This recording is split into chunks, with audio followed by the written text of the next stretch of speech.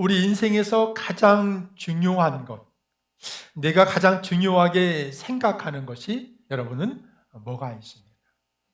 여러분의 인생에서 가장 중요하게 여기는 것이 과연 뭡니까? 여러분이 중요하게 여기는 것을 우리 하나님도 과연 중요하게 여기고 계실까? 오늘 저와 여러분, 우리 인생의 중요한 것을 우리가 내다볼 수 있는 그런 영적 분별력을 가진 믿음의 성도가 되시기를 주님의 이름으로 축원합니다. 미국 일리노이 대학의 심리학자 데니얼 사이먼스와 크리스토퍼 차리부스가 보이지 않는 고릴라라고 하는 제목의 책을 썼습니다. 보이지 않는 고릴라. 이 책 이름이 왜 이렇게 됐나? 이 책의 요지가 뭐냐면 한 가지에 집중하다 보면 다른 것을 보지 못하는 경우가 흔히 있다는 거예요. 왜 책 제목을 보이지 않는 고릴라라고 붙였냐면 이런 실험을 했다고 합니다. 학생들이 농구공을 가지고 패스를 하는 그런 동영상을 보여주면서 패스를 몇 번을 했는지를 세어보라고 요구합니다. 그리고 영상이 끝나자 패스를 몇 번 했는지를 묻는 게 아니라 영상 안에 고릴라를 몇 번 맞는지를 물었더니 이 고릴라를 본 사람이 절반도 채 되지 않더라는 거지요. 그런데 우리 일상에서도 보면 이런 경우가 꽤 많다는 것입니다. 우리가 영화나 드라마에 보면 이 오게티라고 하는 게 있어요. 그런데 이런 것들을 우리가 보지 못하죠. TV에 집중을 하다 보면 다른 소리를 듣지 못하는 경우가 있고 핸드폰을 보며 걷다가 다른 사람과 부딪히는 경우들, 이런 것들이 바로 여기에 속한다는 것입니다. 왜 그런지 이유를 이렇게 설명을 합니다. 인간의 뇌는 기본적으로 원소스 원아웃 구조로 되어 있어서 한 번에 하나의 정보만 처리할 수 있는 그런 능력을 가졌다는 것입니다. 그래서 연구 결과 인간은 자기가 보고 싶은 것만 본다는 결론을 내리게 되었다는 거예요. 다시 말해서 정작 중요한 것을 우리가 놓칠 때가 많다는 것입니다. 우리가 인생을 살다 보면 우리의 인생 가운데 정말 중요한 것이 얼마나 많습니까? 그런데 우리의 영적인 삶에도 똑같다는 것입니다. 성경은 우리에게 이렇게 권면합니다. 시편 119편 18절 말씀에 이렇게 말하고 있어요. 우리 한번 같이 읽어볼까요? 함께 읽습니다. 시작. 내 눈을 열어서 주의 율법에서 놀라운 것을 보게 하소서. 내 눈을 열어서, 영안을 열어서. 다시 말해서 이 말은 우리가 육안으로 보지 못하는 것이 너무 많다는 거지. 그래서 성령께서 우리의 눈을 열어보게 하시면 주의 말씀을 깨닫게 되고 주의 음성을 우리가 들을 수 있다고 믿습니다. 우리가 인생을 살면서 정말 중요한 것을 우리가 놓칠 때가 얼마나 많습니까? 그런데 신앙생활도 그렇다는 거예요. 우리가 정말 영적으로 깨어있지 않으면, 우리의 영안을 열지 않으면 우리가 놓치는 경우가 꽤 있다는 거죠. 우리가 하나님의 자녀로서 마땅히 해야 할 정말 중요한 일이 있다면 뭘까요? 그것이 바로 성경은 예배라고 말씀하고 있습니다. 그런데 이 소중한 예배를 우리가 잊어버리거나 우리가 깨닫지 못하거나 우리가 소홀히 여길 때가 많다는 거죠. 우리가 성경을 예배의 책이라고 해도 과언이 아닙니다. 왜냐하면 성경에 등장하는 사람들 모두가 하나님께 예배하는 자로 그렇게 부름을 받았기 때문이죠. 그래서 성경은 예배의 삶이 얼마나 중요한지 우리에게 말씀해 주고 계십니다. 그래서 오늘 그 이유를 함께 살펴보려고 합니다. 첫째로 예배는 하나님의 계명이기 때문입니다. 예배는 하나님의 계명이라는 거예요. 권면이나 선택의 문제가 아니라 하나님의 자녀들이 마땅히 지켜야 할 중요한 일, 그것이 바로 예배라는 거지요. 430년 동안 이 애굽의 노예로 있었던 이스라엘 백성들을 하나님께서 모세로 하여금 인도해 내셨습니다. 홍해를 건너 시내산에 도착하자마자 하나님께서 모세를 부르시더니 40일 동안 주야로 말씀하셨습니다. 무슨 하실 말씀이 그리 많았을까? 그 말씀을 요약해 보면 이렇습니다. 너희는 내 백성이다. 그러므로 너희는 나를 예배하는 자가 되어야 한다. 그래서 주신 게 뭡니까? 그래서 주신 것이 그들이 지켜야 할 10계명의 두 돌판을 모세에게 주셨잖아요. 그 돌판에 새겨진 첫 번째 계명이 뭐냐면 바로 예배에 대한 계명이라는 거예요. 출애굽기 20장 3절에서 5절의 말씀에 보면 우리에게 이렇게 설명을 하고 있습니다. 우리 한번 같이 읽어볼까요? 함께 읽습니다. 시작. 너는 나 외에는 다른 신들을 내게 두지 말라. 너를 위하여 새긴 우상을 만들지 말고 또 위로 하늘에 있는 것이나 아래로 땅에 있는 것이나 땅 아래 물속에 있는 것에 어떤 형상도 만들지 말며 그것들에게 절하지 말며 그것들을 섬기지 말라. 여기 이 한 구절로 되어 있는 예배에 대한 하나님의 지침서가 오늘 우리에게 말씀해 주고 있다는 거예요. 여기 구구절절 모세에게 주신 말씀의 포인트가 뭡니까? 나 외에 다른 신을 섬기지 마라. 다른 신에게 예배하지 말라는 것입니다. 예배에 대한 하나님의 놀라운 명령이 오늘 기록되어져 있다는 거지요. 그렇습니다. 예배는 하나님을 웃음짓게 하는 최고의 방법이라고 믿습니다. 하나님을 기쁘시게 하는 최고의 선물이 바로 예배라는 거죠. 그래서 바울은 오늘 본문에서 이렇게 권면을 합니다. 너희 몸을 하나님이 기뻐하시는 거룩한 산 제물로 드리라. 이는 너희가 드릴 영적 예배디라. 오늘 여러분 예배를 어떻게 드리고 계십니까? 정말 이 바울이 고백한 것처럼 우리가 그렇게 주님이 기뻐하시는 예배자의 삶을 우리가 살고 있냐는 거죠. 통일 왕국 시대 이스라엘의 세 번째 왕이었던 이 솔로몬이 하나님께 1000번제를 드린 이야기가 성경에 나옵니다. 솔로몬이 기브온 언덕에서 1000번제의 예배를 드렸을 때 그 예배를 하나님께서 받으셨다고 말해요. 하나님께서 그 예배를 받으시고 솔로몬을 얼마나 축복하셨냐면 전무후무한 영광과 존귀를 그에게 안겨주셨습니다. 무슨 말입니까? 누구도 드리지 않았던 1000번제의 예배를 주님께서 기쁘게 받으셨다는 거죠. 그 기쁨이 얼마나 컸던지 엄청난 영광과 부귀를 솔로몬에게 부어주셨습니다. 그렇습니다. 우리가 예배자로 온전히 쓰임받기만 하면 반드시 우리에게도 이 축복의 열매가 돌아올 줄로 믿습니다. 오늘 저와 여러분, 우리가 주님의 계명이신 이 예배의 삶을 온전히 살아 주님 앞에 축복의 열매를 맺는 하나님의 자녀가 되시길 주님의 이름으로 축원합니다. 둘째로, 예배는 이 땅뿐만 아니라 저 천국에서도 영원한 주제이기 때문이라는 거예요. 이 땅에서도 천국에서도 계속되는 게 있다면 그게 뭐냐면 바로 예배라는 것입니다. 이 땅에서 정치, 경제, 문화가 필요하지만 천국에는 필요가 없어요.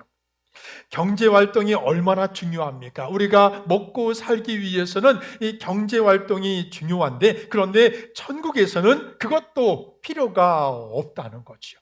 그런데 이 땅에서와 같이 천국에서 동일하게 필요한 것이 있는데 그것이 바로 예배라고 성경이 말씀해 주고 있습니다. 그래서 우리가 우리의 열정과 시간, 물질을 어디에 투자해야 되냐면 그 답이 명확합니다. 영원히 변하지 않는 거기에 투자해야 되는데, 그것이 바로 하나님을 예배하는, 우리의 인생을 예배로 채울 때 하나님께서 놀라운 역사를 우리에게 허락해 주신다는 거예요. 그래서 우리가 인생의 그 어떤 것보다 중요한 것이 뭐냐? 우리가 이 예배에 인생을 투자하면 하나님께서 놀라운 은혜를 우리에게 주신다는 거죠. 세 번째로 예배가 뭐냐? 하나님은 예배자를 축복하시기 때문이라는 것입니다. 다시 말해서 예배를 하나님께서 복되게 하신다는 거죠. 1620년 메이플라워를 타고 영국의 청교도 102명이 이 대서양을 건너 신대륙 미국으로 건너갔습니다. 이 모진 풍랑과 질병으로 청교도인 절반이 목숨을 잃었어요. 그럼에도 불구하고 그들은 신앙의 자유를 위해, 그리고 마음껏 예배드리기 위해 목숨을 건 항해를 했습니다. 오늘날 미국이 세계 최고의 국가가 될 수 있었던 이유가 바로 여기에 있다고 말합니다. 국가 기도의 날을 정한 나라, 대통령 취임식 때 성경에 손을 얹고 선서하는 나라, 미국 화폐에 In God we trust, 우리는 하나님을 신뢰한다는 문구가 적혀 있는 나라, 미국 의회가 회의를 시작할 때 기도로 시작하는 나라. 그래서 미래의 학자들이 말하기를 적어도 200년 동안은 미국이 세계를 제패할 거라고 이야기를 합니다. 미국 역사를 살펴보면 이 골드러시라고 하는 붙여진 역사의 한 페이지가 나옵니다. 이 골드러시, 유럽에서 건너온 사람들이 동부에 정착하지만 서부에 금이 있다는 소문을 듣고 금을 찾아 떠나는 여행, 그 여행을 이 골드러시라고 부릅니다. 수많은 사람들이 마차를 타고 이 서부를 향해 달려가지, 동부에서 서부까지 약 그들이 적어도 2달간 마차를 타고 건너가야 합니다. 그런데 그들 가운데는 2부류의 사람이 있었다고 합니다. 한 부류의 사람은 계속해서 쉬지 않고 서부로 달리는 사람들입니다. 그들은 절대로 달리는 마차를 멈추지 않았다고 하지요. 또 한 부류의 사람은 6일을 열심히 달린 후에는 하루를 쉬며 하나님 앞에 예배를 드렸다고 합니다. 그들이 바로 청교도인들이었습니다. 당시에 동부에서 서부까지 적지 않은 그 2달간의 먼 길을 가야 하는데, 그런데 놀라운 것은 뭐냐면 6일을 달리고 하루 예배를 드렸던 사람들이 쉬지 않고 달려간 사람들보다 먼저 서부에 도착을 했다는 거예요. 그들이 먼저 금광을 찾아 큰 부를 누리게 되었다는 역사 기록이 있다고 합니다. 이유가 뭡니까? 쉼없이 달리다 보니 말도 병들고 사람도 지쳐 중도에 포기하는 일들이 생겼다는 거죠. 그렇습니다. 하나님의 역사는 사람의 생각보다 크고 놀랍다는 거예요. 그래서 인생의 성공은 사람의 생각과 노력으로 되는 것이 아니라 하나님의 축복의 결과임을 믿으시길 주님의 이름으로 축원합니다. 예전에 들은 이야기 중에 극동방송 부사장으로 계셨던 임경섭 장로님에 대한 이야기가 있습니다.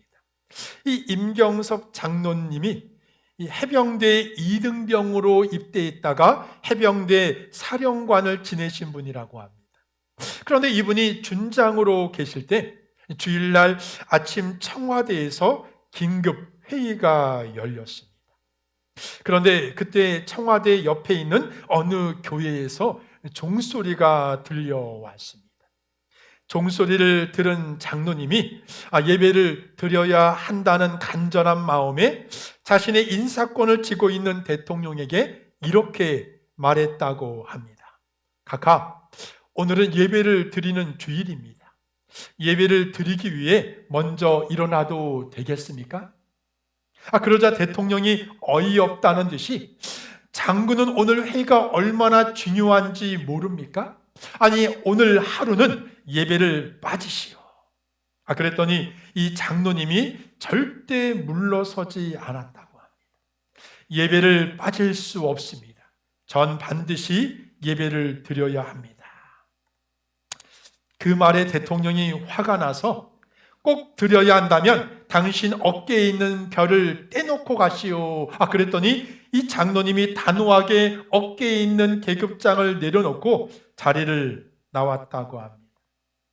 이 장로님이 자리를 떠나자 대통령이 화가 나서 대통령마저도 자리를 박차고 나갔다고 합니다. 주일 예배를 드리고 집으로 돌아온 장로님이 아내에게 그날의 일을 설명하고 아내의 이해를 구했습니다. 그렇게 자신의 군인으로서의 은퇴를 확신하고 있을 때 청와대에서 호출이 왔습니다. 이제 올 게 왔구나. 그렇게 생각을 하고 청와대에 들어갔습니다. 그런데 뜻밖에도 이 대통령이 웃는 얼굴로 장로님을 맞이하며 나도 군인 출신이지만 당신 같은 사람은 내가 처음 봤어. 당신 같은 사람이 이 나라에 꼭 필요합니다. 그러면서 그 자리에서 1계급 특진을 시켜주었다는 이야기를 들었습니다. 예배를 최우선으로 알고 예배에 목숨을 걸었더니 하나님께서 예배하는 임경석 장로님을 지켜주시고 그의 인생을 복되게 이끌어 주셨다는 거예요. 그리고 퇴역 후에는 극동방송에서 부사장으로 일할 수 있는 기회까지 얻게 되었다는 간증을 들었습니다. 그렇습니다. 성경은 수많은 예배자의 삶을 우리에게 모델로 제시해 주고 있습니다. 그 중에 열국의 아비였던 아브라함은 가는 곳마다 단을 쌓고 여호와의 이름을 불렀다고 성경이 우리에게 말씀해 주고 있죠. 아브라함이 하나님께 최고의 예배를 우리에게 본으로 보여주었습니다. 아브라함이 어떤 예배를 드렸습니까?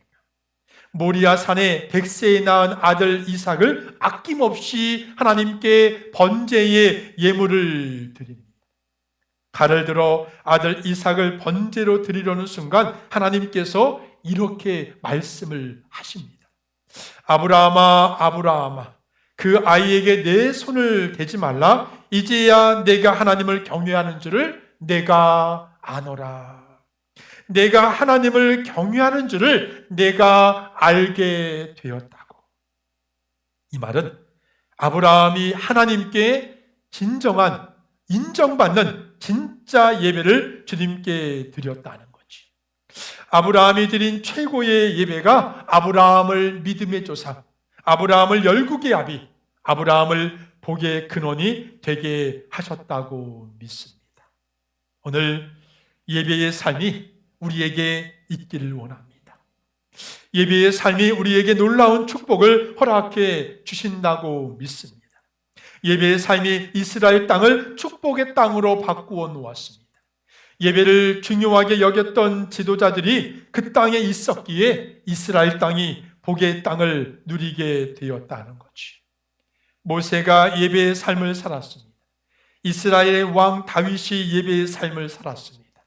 다니엘, 이사야, 에스라, 느헤미야, 수많은 예배자의 삶을 살았던 사람들이 하나님을 높여 찬양했다는 거죠. 하나님께 쓰임받았던 사람들이 한결같이 예배의 성공자 아닙니까? 바라기는 우리도 인생의 가장 중요한 이 예배를 놓치지 않는 저와 여러분이 되시길 주님의 이름으로 축원합니다. 이런 말이 있습니다. 예배의 성공과 실패가 인생의 성공과 실패를 결정한다고 합니다.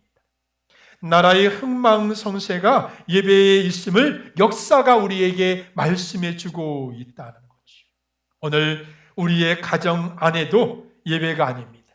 가정들마다 예배가 중심이 되어 가정을 든든히 붙들어주는 그런 버팀목이 되기를 소망합니다.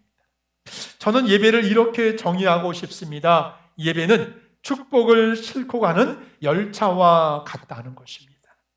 축복이라는 선물을 싣고 가는 도구가 바로 예배라는 거죠. 그래서 예배의 삶이 없이는 그 어떤 축복도 우리가 기대할 수 없다는 것입니다. 바라기는 우리의 삶의 중심이 예배가 되는, 그래서 축복의 삶이 되는 저와 여러분이 되시길 주님의 이름으로 축원합니다. 그렇다면 하나님을 기쁘시게 하는 예배자가 어떤 사람들인지, 어떤 사람이 하나님을 기쁘시게 하는 예배자인지 우리가 세 가지를 함께 생각해 보기를 원합니다. 첫째로, 하나님을 기쁘시게 하는 예배자는 바로 믿음의 사람들이라는 거예요. 예배를 설명할 때 가장 중요한 모델이 누구냐면 바로 이 가인과 아벨 이야기 아닙니까? 히브리서 11장 4절에 보면 이렇게 말씀을 하고 있어요. 우리 한번 같이 읽어볼까요? 히브리서 11장 4절 말씀 함께 읽습니다. 시작. 믿음으로 아벨은 가인보다 더 나은 제사를 하나님께 드림으로 의로운 자라 하시는 증거를 얻었으니 하나님이 그 예물에 대하여 증언하십니다. 그가 죽었으나 그 믿음으로써 지금도 말하느니라. 그가 죽었으나 그 믿음으로써 지금도 말한다. 히브리서 기자는 이 아벨이 가인보다 더 나은 제사를 드렸다고 기록하면서 그 차이를 뭐라고 말합니까? 이렇게 말합니다. 믿음으로 아벨은 가인보다 더 나은 제사를 하나님께 드렸다. 무엇으로? 믿음으로. 다시 말해서 가인은 믿음이 없는 예배자였다면 아벨은 믿음의 예배자였다는 거지요. 그래서 예배의 가장 중요한 요소가 있다면 그것은 바로 믿음이라고 믿습니다. 우리가 믿음을 가지고 예배를 드려야 돼요. 오늘 여러분의 예배는 어떻습니까? 오늘 여러분은 어떤 마음으로 예배를 드리십니까? 오늘 주님 앞에 내 믿음으로 예배를 드립니까? 아니면 전혀 믿음이 없는 그런 예배를 드립니까? 오늘 히브리서 11장 6절 말씀에 이렇게 말씀을 하고 있어요. 믿음이 없이는 하나님을 기쁘시게 하지 못하나니 하나님께 나아가는 자는 반드시 그가 계신 것과 또한 그가 자기를 찾는 자들에게 상 주시는 이심을 믿어야 할지니라. 뭐라고요? 믿음이 없이는 하나님을 기쁘시게 하지 못한다. 우리의 믿음이 진정한 예배자로 우리가 승리하는 저와 여러분이 되시길 주님의 이름으로 축원합니다. 1850년 1월 6일 영국의 콜체스터시에 심한 눈보라로 도시 전체가 얼어붙었다고 합니다. 그런데 한 소년이 이 도시 한복판을 걸어가다가 도저히 눈보라를 견딜 수가 없어서 이 가까이 있는 교회에 들어가게 되었습니다. 마침 예배를 드리고 있길래 눈보라를 잠시 피하기 위해 그 자리에, 예배 자리에 앉았습니다. 그런데 그날은 교회 목사님이 출타를 하셨는지 한 집사님이 서툴지만 강단에서 말씀을 전하고 있었습니다. 그 집사님의 성경 본문이 이사야 45장 22절 말씀이었다고 합니다. 성경에는 이렇게 기록되어 있습니다. 땅의 모든 끝이여 내게로 돌이켜 구원을 받으라. 나는 하나님이라 다른 이가 없느니라. 이 집사님이 본문을 읽더니 이렇게 외쳤다고 합니다. 여호와를 바라보십시오. 하나님을 바라보십시오. 주님께 돌아와 구원을 받으십시오. 이렇게 선포를 하고는 더 이상 할 말이 없었던지 잠깐 말문이 닫혔습니다. 그러다가 소년을 향해 이렇게 말했다고 합니다. 거기 소년이여 하나님을 바라보라. 그리고는 예배가 끝났어요. 그런데 집으로 돌아온 이 소년에게 엄청난 일이 벌어졌습니다. 놀랍게도 하나님을 그가 바라보게 되었다는 거죠. 그때까지 믿음이 없었던 이 소년의 마음에 예수 그리스도를 영접하게 되는 구원의 역사가 일어나게 되었습니다. 이 소년이 훗날 목회자가 되었어요. 그가 바로 영국 침례교 스펄전 목사님이십니다. 그 위대한 역사가 이 교회 안에, 그리고 그 한마디, 주께로 돌아와 구원을 받으라고 하는 이 한마디에 그 영혼이 믿음을 얻게 되었고 그 믿음으로 영국 침례교, 이 침례교에 다시 없는 스펄전 목사님, 위대한 목사님을 낳게 되었다는 거지요. 그렇습니다. 우리의 믿음이 예배의 놀라운 승리를 가져올 줄로 믿습니다. 오늘 저와 여러분, 우리의 믿음으로 예배의 성공자가 되는 저와 여러분이 되시길 주님의 이름으로 축원합니다. 둘째로, 하나님을 기쁘시게 하는 예배자는 온전한 드림의 사람들입니다. 아벨의 삶을 살펴보면 이 아벨은 예배를 통해 의로운 자라고 하는 하나님의 증거를 얻었다고 말합니다. 히브리서 11장 4절 말씀, 우리 다시 한번 볼까요? 함께 읽습니다. 시작. 믿음으로 아벨은 가인보다 더 나은 제사를 하나님께 드림으로 의로운 자라는 증거를 얻었다. 의로운 자라고 하는 증거를 어떻게? 그가 예배함으로.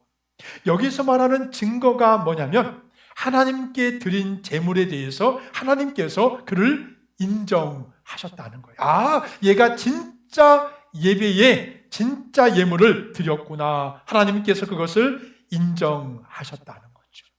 그렇다면 아벨이 어떤 제물을 드렸길래 하나님께서 그를 인정하셨을까? 성경에 보면 가인은 땅의 소산물로 제사를 드렸지만 이 아벨은 양의 첫 새끼를 드렸다고 말합니다. 여기 아벨이 드린 이 양의 첫 새끼는 정확하게 말하면 제일 좋은 것, 가장 좋은 것을 하나님께 드렸다는 거예요. 짜투리를 드린 것이 아닙니다. 최고의 것을 드렸다는 의미입니다. 남는 시간에 예배를 드렸다는 것이 아니라 최고의 시간을 성별하여 주님께 드렸다는 거죠. 최고의 예배를 위해 온전한 드림의 삶을 그가 살았다는 것입니다. 오늘 우리가 드리는 예배가 하나님이 기뻐 받으실 온전한 드림의 예배가 되기를 원합니다.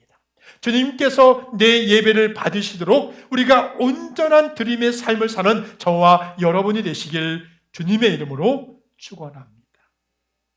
셋째로, 하나님을 기쁘시게 하는 예배자는 자신의 삶을 들여 예배하는 자들이에요. 이 정말 중요합니다. 하나님을 기쁘시게 하는 예배자의 또 다른 드림이 있다면 그것은 바로 내 삶을 드리는 것입니다. 성경은 이렇게 말합니다. 창세기 4장 4절과 5절 말씀에 함께 읽어볼까요? 시작.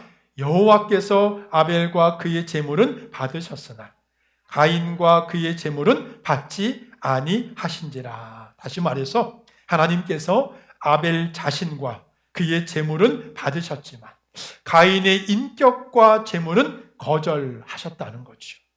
그렇다면 왜 하나님은 이 가인을 거절하셨을까? 왜 그 자신을 주님께서 받지 않으셨을까?